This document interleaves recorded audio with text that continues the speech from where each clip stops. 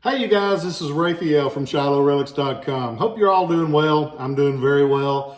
Everybody down here is still healthy, and I hope you guys are. I know there's been some uptick in the numbers, and I'm got my fingers crossed for everybody. The kids have gone back to school, so I'm extra cautious over that, but I'm keeping a good thought for everybody. I bet when you saw this start, a few of you puckered up. I'm not gonna ever quit talking about history. History has already been written. They can try to rewrite it all they want, but it is history. The Confederacy lost. It takes all 50 of those stars to make up the United States of America like we have today. You can't do that without those southern states. The figures, both North and South, before the war, most of them were friends. After the war, they had to become friends again. In the end of this story, I'm going to tell you a little bit of history that you might not know, because I didn't know it till the other day myself. We're going to talk about one of the most controversial figures in American history, but he is also one of the most important ones in American history. Not just Confederate history, but all of American history, because he is still taught in military academies today, because he was one of the most brilliant, non-formally educated military tacticians ever. That's undisputable. He was Lieutenant General Nathan Bedford Forrest. Forrest was born in Chapel Hill, Tennessee on July 13, 1821. He was basically a self-made man. Before the war, he was a planter. He raised cattle, he did real estate, and he sold slaves. He wasn't the only one in the world that sold slaves. They sold slaves all over the world, and that's just a fact. You can ignore that fact, but it's just a fact. That's what happened. And tearing down anything in the world will not affect that history. We've got to learn from that history and not let it happen again. So that's why I'm going to hit these head on, because sticking your head in the sand will not work no matter what you do. And so the war breaks out. Forrest enlists as a private, low as you can get, but he has money. And he uses that money to help pay for some of the regiment and to promote the cause of secession, which was not illegal. There was nothing in the Constitution that said you could not secede. That's why after the war they couldn't prosecute Jefferson Davis, because the South had broken no law. It was not allowed to happen, but it was not against the law. Same thing in Seattle when those people said, we're just going to leave the country. No, you're not, because we fought a war over it 160 years ago, and you can't do that. So, we've already proven that point. Forrest is just a brilliant mind as it comes to tactics to make things happen. He was a country boy, but he saw what was going on. During Shiloh, the Confederacy the first day had basically won the battle. They went to bed thinking, all we got to do is wake up in the morning, wipe them up, and we'll be out of here. And we've won. We've beat that Grant that we've heard about. They didn't know that the reinforcements had just showed up. Blind bad luck.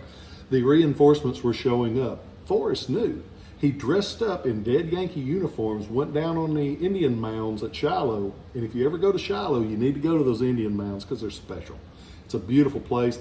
He saw them reinforcing that Union Army. And he told the higher ups, he said, we either need to attack now or we need to get out of here. And they didn't listen to him, because who listens to a colonel? He was a colonel at that time.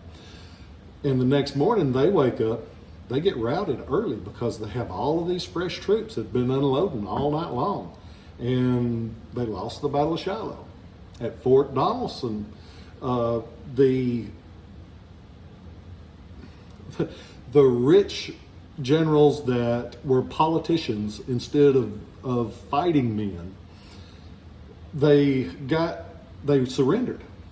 Forrest said, I didn't come here to surrender. I'm leaving. And at the middle of the night, he took his army and he left. And he saved thousands of soldiers to fight another day, to fight at Shiloh. So he's a tactical genius, as was proven so many times. He captured gunboats with cavalry. People can't do that unless you think outside of that box, and that's why he's taught today. This piece is from after the Civil War service. This little card came from the Forrest estate, and it was in the pieces that were part of the stuff that went to his great-granddaughter. It's a railroad pass given to him by a railroad, and this one is from the Atlantic and Gulf, Atlantic and Gulf Railroad. I should have known that before I started this, but I was trying to be sure that I remembered several of the things I wanted to tell you. So after the war, he basically lost everything because he was all in on the Civil War. He went back to Memphis, tried a couple things, they failed.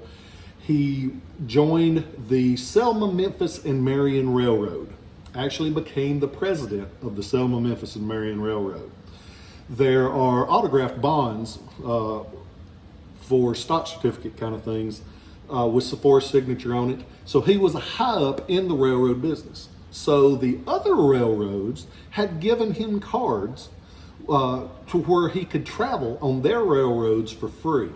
And it's got the design of that railroad. It's got the year 1874, and it's got his name, Nathan Forrest, and it's what he actually carried.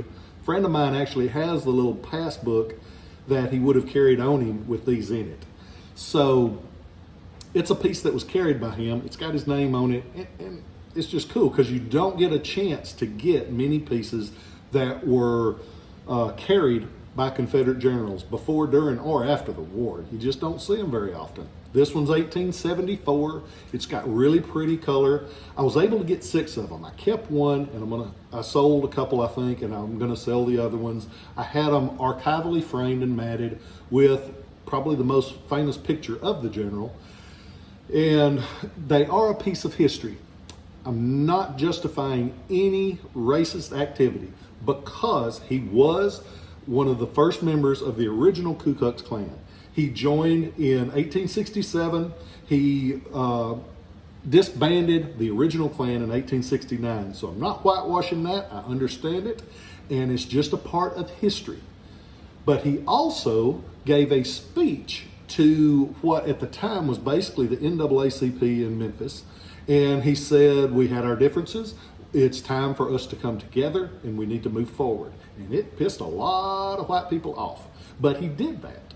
He realized even then it's something that's going to happen and we got to make it work. So I'm not avoiding any history on that point because it's history. He made it till October 29th, 1877. And he was living in Memphis and he passed away, and I've always heard say that his last words were, "Call my wife." So, back to what I was saying about something you might not know. In 1873, they thought there was going to be a war with Spain. And one of the people in charge of things was General William Tecumseh Sherman. You know Sherman. Sherman's march to the sea, burn it all down. Screw them, they'll have to rebuild it because we're going through. Sherman actually said one time, he said, if it takes 10,000 men and breaks the U.S. Treasury, get that Devil Forrest. And that's how he got one of his nicknames, the Devil Forrest. Forrest writes a letter to Sherman, and he says, if it comes to pass, I will be glad to offer my services. Yep, because it was one country again. For better or worse, it was one country. Sherman's reply, luckily it didn't go to war. Sherman's reply says, fortunately it's not going to happen, but I would have been honored to have you serve by my side. Because it was one country again. He wasn't, how it has gotten blown out of proportion to they hated each other so badly.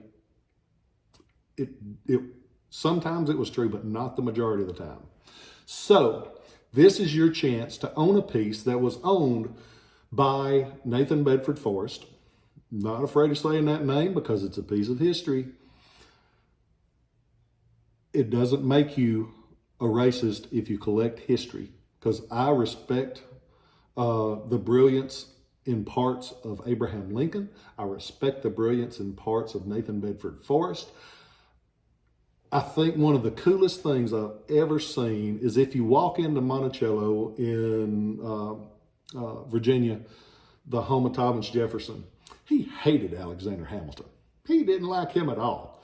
But if you walk into his study, there's a statue of him there. And you know why? Because he was smart enough to realize I might disagree with him, but he does have some good ideas, and he is a smart man that has made his impact on the world.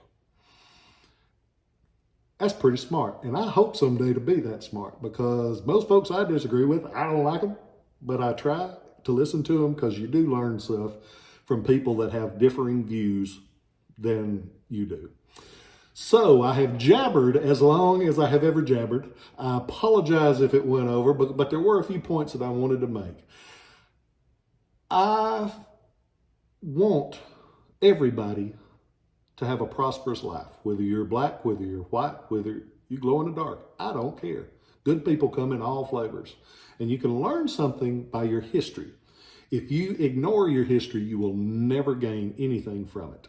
So, study your history, learn up on Forrest, good things, bad things. Ain't none of us walked on water. But I love you, and I'll catch you next time.